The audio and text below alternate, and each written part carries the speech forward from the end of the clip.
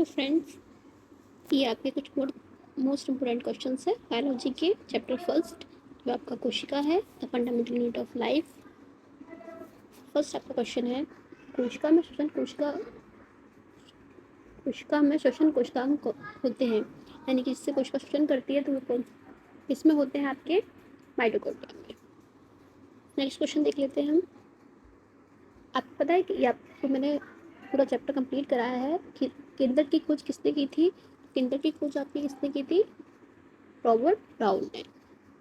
Mitochondria के अंदर अग्नि सदृश रचनाएं कहलाती हैं, यानी कि माइटोकॉन्ड्रिया के अंदर जो एक फिंगर लाइक स्ट्रक्चर्स होते हैं उन्हें हम लोग क्या बोलते हैं? उनको क्रिस्टी कहते हैं। क्या कहते हैं? क्रिस्टी। ठीक है, नेक्स्ट क्वेश्चन देख लेते हैं। एक सेकेंड। नेक्स्ट क्वेश्चन है आपका, प्रत्येक जीवधारी की सूक्ष्मतम रचनात्मक इकाई है, तो आपको पता है कि रचनात्मक इकाई क्या होती है? कोशिका होती है, सेल होती है। कोशिका का आविष्कार किसने किया था? कोशिका का आविष्कार रॉबर्ट हुक ने किया था 1665 में। कोशिका कला होती है जो, तो कोशिका कला कैसी होती है? वो आपकी वर्णनात्मक पारगम्य होती है। ये भी पढ़ाया है। राइबोसोम का कार्य क्या है? अच्छा, राइबोसोम क्या करते हैं? तो राइबोसोम प्रोटीन का संश्लेषण करते हैं। पादप कोशिका की भित्ति, आपको पता है जो कोशिका भित्ति होती है, सेल वॉल होती है, वो एनिमल सेल में नहीं होती है, आपको मैंने बताया था। प्लांट सेल में होती है और किसकी बनी होती है? सेलुलोज की बनी होती है। प्रोकैरियोटिक कोशिका पाई जाती है। अच्छा, प्रोकैरियोटिक कोशिका किस किस में पाई जाती है? आपके जीवाणु में पाई जाती है और आपके ब्लू ग्रीन एल्गी यानी कि नील हरित शैवालों में पाई जाती है। माइटोकॉन्ड्रिया का संबंध होता है। माइटोकॉन्ड्रिया का संबंध किससे होता है? अभी हम देख कर आए हैं फर्स्ट क्वेश्चन में, श्वसन से होता है। किससे होता है? श्वसन से होता है। नेक्स्ट है, गुणसूत्र बने होते हैं। गुणसूत्र किसके बने होते हैं? प्रोटीन और डीएनए के बने होते हैं। प्रोटीन संश्लेषण में भाग लेता है, तो प्रोटीन संश्लेषण में कौन भाग लेता है? प्रोटीन संश्लेषण में आपके संदेश वाहक आरएनए, जिन्हें हम एमआरएनए बोलते हैं, मैसेंजर आरएनए। ठीक है, एमआरएनए, ये आपका भाग लेते हैं प्रोटीन संश्लेषण में। नेक्स्ट है, अनुवांशिक गुणों के भाग होते हैं। तो आपको पता है जो अनुवांशिक गुणों के भाग होते हैं वो क्या होते हैं? क्रोमोसोम्स होते हैं, गुणसूत्र होते हैं। नेक्स्ट है, निम्नलिखित में से कौन सा राजधानी का कार्य नहीं है? अच्छा, राजधानी का कार्य कौन सा नहीं है? आपने देखा कि जो राजधानियां हैं वो संग्रहण करती हैं, अपशिष्ट उत्सर्जन भी करती हैं, कोशिका की स्फीति एवं दृढ़ता प्रदान करती हैं, पर गमन नहीं करती।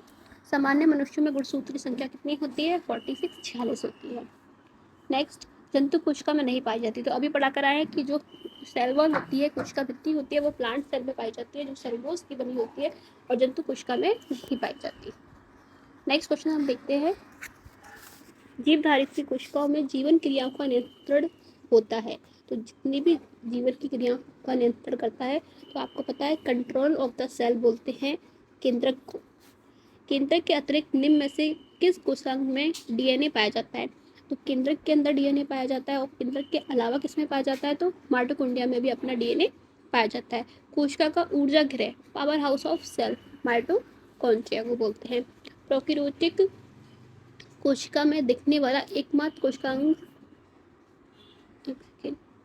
कोशिकांग है जो सिर्फ प्रोकैरियोटिक कोशिका में होता है, राइबोसोम। नेक्स्ट है, पादप के किस कोशिकांग में प्रकाश की उपस्थिति कार्बोहाइड्रेट्स का संश्लेषण होता है? तो हरित लवक में होता है।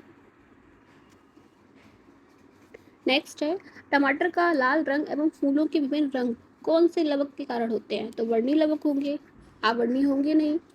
जल अपघटनी एंजाइम्स भरे रहते हैं, तो जल अपघटनी एंजाइम्स कहाँ रहते हैं? वो आपके लाइसोसोम में होते हैं।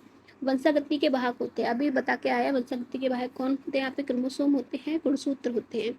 नेक्स्ट अगर हम बात करते हैं, राइबोसोम किसकी तरह सतह पर पाए जाते हैं? तो राइबोसोम किस पर होते हैं?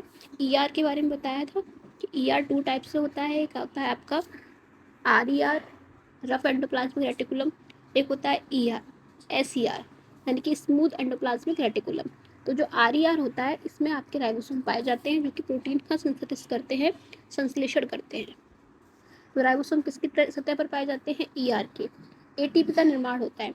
एटीपी का निर्माण कहाँ होता है? माइटोकॉन्ड्रिया में, तभी तो पावर ऑफ द हाउस बोलते हैं, इसमें ऊर्जा का निर्माण होता है। एटीपी क्या है? एडेनिन ट्राइफॉस्फेट, ऊर्जा है ये। नेक्स्ट क्वेश्चन है आपका, फर्स्ट है, कोशिका के किस अंग द्वारा प्रोटीन संश्लेषण होता है? तो प्रोटीन संश्लेषण अभी बताया, राइबोसोम, जो कहाँ पर होते हैं? ईआर पर होते हैं। सर्वप्रथम कोशिका की खोज किसने की थी? रॉबर्ट हुक ने की थी। नेक्स्ट अगर हम बात करें प्रोकैरियोटिक कोशिका के 2 उदाहरण दीजिए। तो आपको पता है कि जो बैक्टीरिया होते हैं और ब्लू ग्रीन एल्गी होते हैं उसमें प्रोकैरियोटिक कोशिका पाई जाती है। नेक्स्ट है, पादप कोशिका का कौन सा अंग ऊर्जा की विमुक्ति करता है, मतलब ऊर्जा बनाता है, तो आपका माइटोकॉन्ड्रिया। नेक्स्ट अगर हम बात करते हैं केंद्रक पदार्थ किस यौगिक से बना होता है, तो केंद्रक किससे बना होता है, न्यूक्लियोप्रोटीन। किससे बना होता है केंद्रक, न्यूक्लियोप्रोटीन। ठीक है, न्यूक्लियोप्रोटीन से केंद्रक आपका बना होता है, न्यूक्लियोप्रोटीन। नेक्स्ट, गुणसूत्र कोशिका के किस अंग में पाए जाते हैं, तो गुणसूत्र कहाँ पाए जाते हैं, केंद्रक में पाए जाते हैं। गुणसूत्र कोशिका के किस अंग में पाए जाते हैं, केंद्रक में पाए जाते हैं। किस में पाए जाते हैं गुणसूत्र आपके, केंद्रक में पाए जाते हैं। नेक्स्ट, किस प्रकार के कोशिका विभाजन में प्राप्त संतानती कोशिकाएं मातृ कोशिका के समरूप होती है, कल ही पढ़ाया था ये आपको, लास्ट वीडियो में कवर कराया था कि जो समसूत्री विभाजन होता है उसमें जो संतानती कोशिका में गुणसूत्र की संख्या होती है वो मातृ कोशिका गुणसूत्र की संख्या के समान होती है और अर्धसूत्री में क्या होती है, आधी होती है। नेक्स्ट है, कैमिलो गोल्जी को किस कार्य के लिए नोबेल पुरस्कार प्रदान किया गया था, तो कैमिलो गोल्जी को किसके लिए किया गया था, तंत्रिका तंत्र की संरचना कार्य के लिए।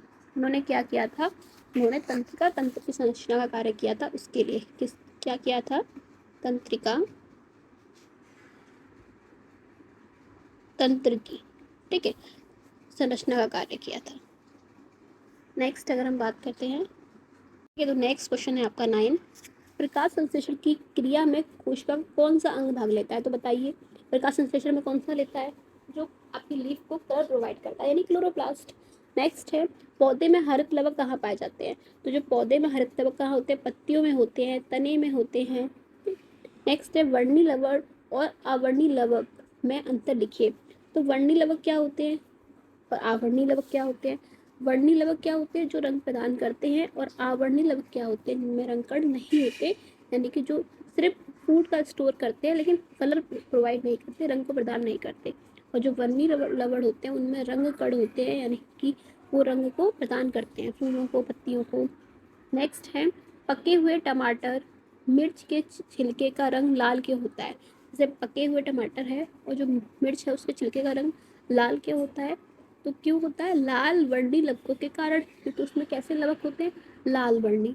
नेक्स्ट है, माइटोकॉन्ड्रिया की खोज किस वैज्ञानिक ने की थी, तो माइटोकॉन्ड्रिया की खोज आपकी अल्टमान ने की थी। नेक्स्ट है, जीव का क्रियात्मक एवं संरचनात्मक इकाई कौन सी है, तो जीव की क्रियात्मक और संरचनात्मक इकाई कौन सी है, कोशिका। कोशिका कला की संरचना क्या है, कोशिका कला की संरचना ये है कि कोशिका आपकी लिपिड और प्रोटीन से बनी थर्ड लेयर होती है। थर्ड लेयर कैसे होती है, ये आपकी कोशिका, फिर आपकी सेल मेम्ब्रेन हो जाती है, फिर प्लांट सेल में सेल वॉल आ जाती है, तो इसलिए थर्ड लेयर होती है और किसकी बनी होती है, लिपिड की और प्रोटीन की। नेक्स्ट अगर हम बात करते हैं, पादप कोशिका की कला की संरचना क्या है, ये आपको बता दिया कि लिपिड से और प्रोटीन से बनी होती है। और कोशिका कला कितनी स्तरीय होती है, झिल्ली त्रिस्तरीय, यानी कि त्रिस्तरीय झिल्ली होती है।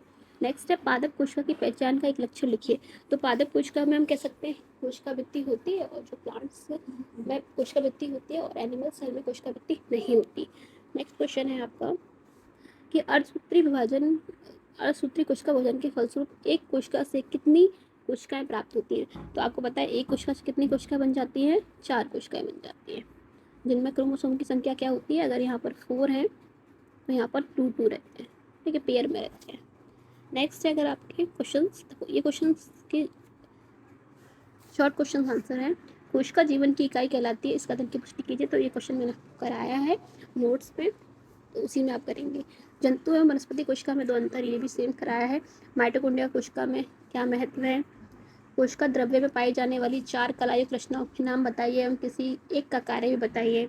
कोशिका द्रव्य में आपके ER पाया जाता है, ठीक है, माइटोकॉन्ड्रिया, गोल्जी बॉडी सब पाए जाते हैं, तो इसमें किसी एक के बारे में डिस्क्राइब कर दीजिएगा और उसके कार्य बता दीजिएगा। केंद्रक की संरचना, केंद्रक आपको पढ़ाया था। गोल्जी इकाई की संरचना एवं कार्य के बारे में बताना है। राइबोसोम एवं माइटोकॉन्ड्रिया के मुख्य कार्य का वर्णन कीजिए, कार्य आपको पढ़ाया है, लिख दीजिएगा। हरित लवक का सूक्ष्म एवं नामांकित चित्र बनाइए, इसमें सिर्फ आप चित्र बना दीजिएगा। एक वनस्पति कोशिका को जंतु कोशिका में बदलने के लिए कौन से परिवर्तन होंगे। नेक्स्ट क्वेश्चन है आपका, माइटोकॉन्ड्रिया को कोशिका का ऊर्जा विद्युत गृह यानी power house of the cell या फिर ऊर्जा गृह क्यों कहते हैं, ये भी आपको क्वेश्चन कराया है, नोट्स में कराया है, तो ये आंसर आपको खुद से करना है। नेक्स्ट है डीएनए और आरएनए का पूरा नाम, तो आपको पता है डीऑक्सी राइबोस न्यूक्लिक एसिड और राइबोस न्यूक्लिक एसिड।